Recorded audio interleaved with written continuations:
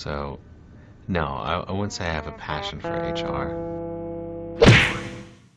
Welcome back to Human Resources for the People. It's a human capital revolution. We've got a lot to talk about today as GM is taking a profit hit and the UAW strike is growing larger. And this is big news.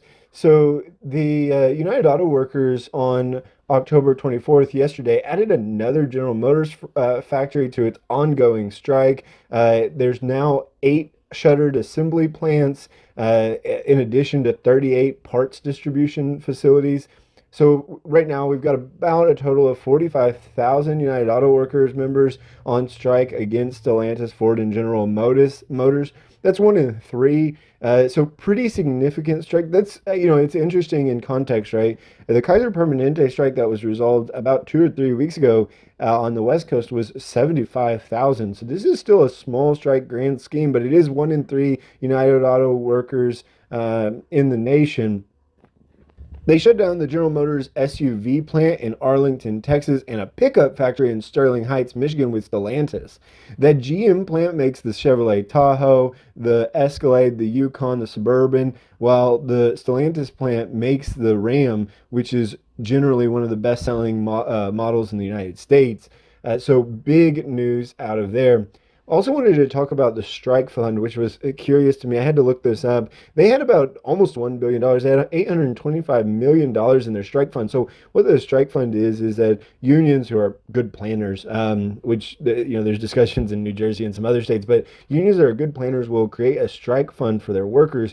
And what they'll do is they'll accumulate money such that they can pay the workers while they're out on strike. And the United Auto Workers strike fund is $500 weekly to striking workers, but they've been really they've really been conserving it. So far, they've spent 58 million of it, and that will increase, of course, with the Stellantis or with the plant in Arlington and Sterling Heights. But it's still a significant amount of spending, but they have a pretty good war chest. Now, with that, General Motors has made its most recent offer. They had a 23% pay rise for permanent employees, which it matches Ford and Stellantis.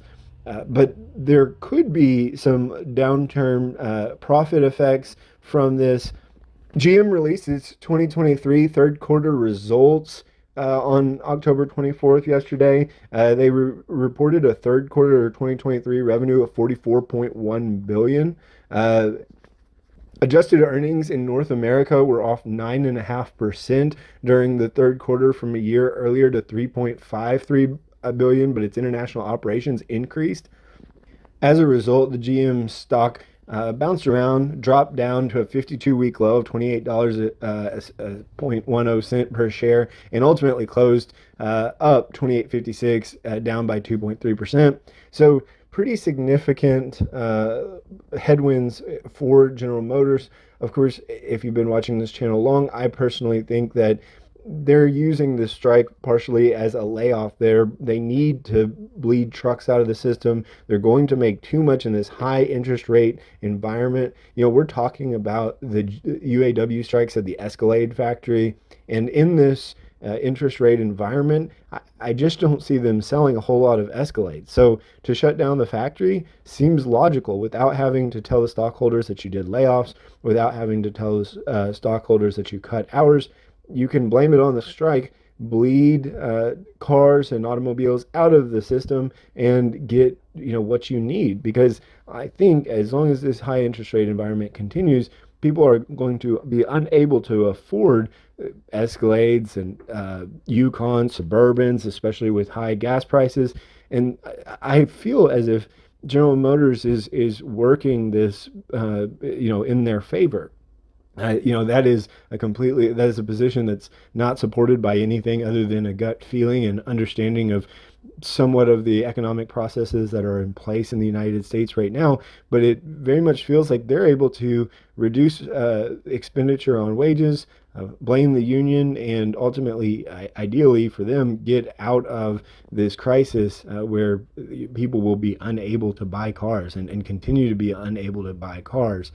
They really need pandemic pricing once again in order to get their prices up and make their profit margins high. And I don't think in this interest rate they'll be able to do it without getting rid of a few cars in the system. Let me know what you think in the comments down below. Like, share, and subscribe, and we'll see you on the next video. Bye, guys.